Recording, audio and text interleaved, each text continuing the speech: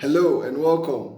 I'm Osas-Daniel. We're still on the series of the 16 choices that people make that make them fail in life and in business. Today we are going to be talking about the fifth choice that people make. The first one we talked about was not knowing what you want in life and in business. Not knowing the destination you want your business to get to and how far you want to go in life. And the second one we talked about was procrastination. That's the reason why many people fail. And the third one is accepting ignorance. And the fourth one we talked about in our last video is accepting more reasons for failure than to succeed. Today we are going to be talking about the fifth reason, the fifth choice that people make that make them fail in life and in business. And what is that choice? It is the choice of satisfaction.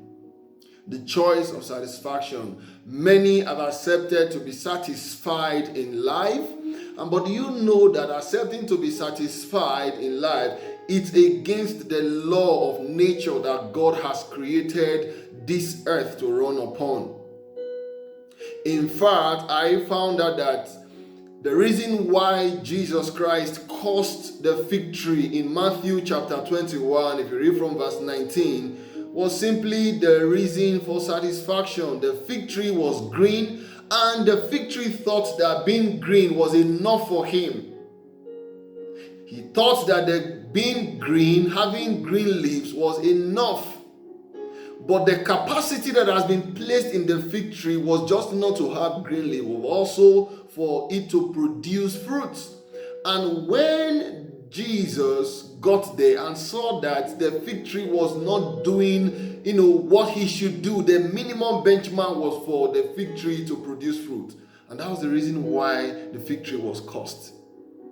What is satisfaction? Satisfaction is accepting that all you have now and all you are now is all that you can ever be in life. But that's not true. Instead of you being satisfied, I will advise you to be contented. And what does it mean to be contented? It is enjoying, accepting what you have now and where you are now, and enjoying it at the moment, and then aspiring for more. Because when you settle for what you have now and you settle in where you are now, very soon you are going to become obsolete. There was a time where someone like John D. Rockefeller felt that he was going to produce oil, refined petroleum, and then have all the lanterns in the entire country littered with that fuel, with the product coming from the fuel. And that was actually what made him rich. And that's how he got in contact and got the black gold. And he became one of the wealthiest men in the world. But you see, shortly after then, someone like Thomas Edison came and said, okay, I am going to lighten up the entire world with a system that will not depend on crude oil. And that was what brought about the incandescent light bulb. So at every point in time, the mother of invention, it's actually a heart, a mind that is dissatisfied.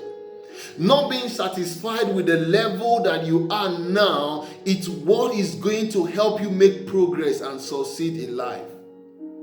You see, when you rest on your horse, when you stay where you are, inventions will come and they will take you out of the market.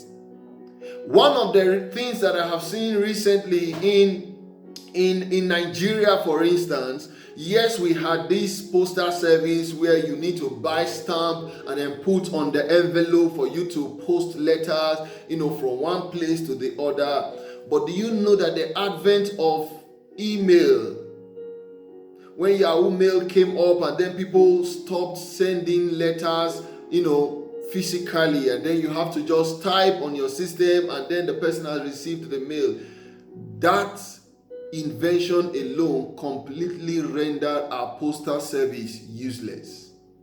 And now instead of the Postal Service Corporation and leadership to begin to think of what better ways can we, evolve and become more relevant, they are looking for government receipts here and there to put stamp. What has government receipt got to do with stamp? Must you keep selling stamp? It's just because you have decided to remain where you are. You are just satisfied with selling stamp only. When you tell yourself, I have a mentor by the name Professor Godwin Imade, who will always say that where excellence is attainable, best is not good enough. Where excellence is attainable, best is not good enough. Do you know that God created man with the capacity that man cannot exhaust until he dies? Take for instance, the sperm that every man ejaculates at one ejaculation is always millions more than what the man needs to form a baby. The egg that every woman ovulates all through their life is more than the one they need to produce children. I don't think, on record, there's any woman that has ever given birth to up to 100 children in her lifetime. But do you know that in less than 10 years, you can calculate and find out, in fact, even in 2 years, you see the number of egg that the woman will release that end up wasting and go through the menstrual cycle. It's more than what the woman actually needs to bear children. Research also have found out that the great inventors we have had, people who were intelligent and geniuses, that they use maximum of 10% of their brain capacity. So, what do you think you have achieved that you are satisfied with? No, I'm not saying you should be greedy. No, that's not the point I'm making. I'm only saying be contented with where you are. Enjoy it while you are there, but don't stop there. There is always a better way to do what you are doing currently. There is always a better opportunity than the ones you have had. There is always a better place to get to than where you are now. Are you living in a mansion? There is a better apartment than that. I want to tell you, yes, you look at the development going on in places like Dubai. You discover that, they came up with this structure today, and in few years they said no, there should be something better than this, and they'll go ahead. Construction as we speak is still going on in Dubai. Then you ask them, what are they looking for? Can you just imagine if we had stopped with the first car that was produced, and then compared to the kind of cars that we have today? What about phones? Imagine if we had stopped at the first phone that was produced. Not even the first. Imagine when phones started coming to, let's say, Nigeria, for instance, the 3310. I could remember those days where people, big men, carried 3310, with so much dignity and treasure. And you are looking at, what is this thing that they are carrying? The people, you can't just imagine it. 3310, the person is carrying it like egg. Now, right now, I want you to think, just remember about 3310.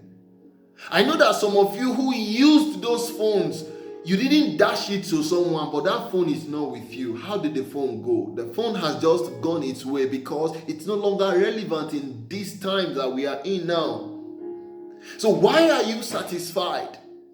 Why are you satisfied? People who end up being satisfied are those who inventions and development come and take them out of business. Can you always think of a better way to do your business? Can you always think of a better way to look good? Can you always think of a better way to do the things that you are doing? Do not be satisfied. You can be contented where you are now so that you can have peace of mind to focus on the future. There's always a better way. Don't be satisfied. Refuse to be satisfied. If anybody tells you to be satisfied, tell the person, no, I will not be satisfied. There is always room for more.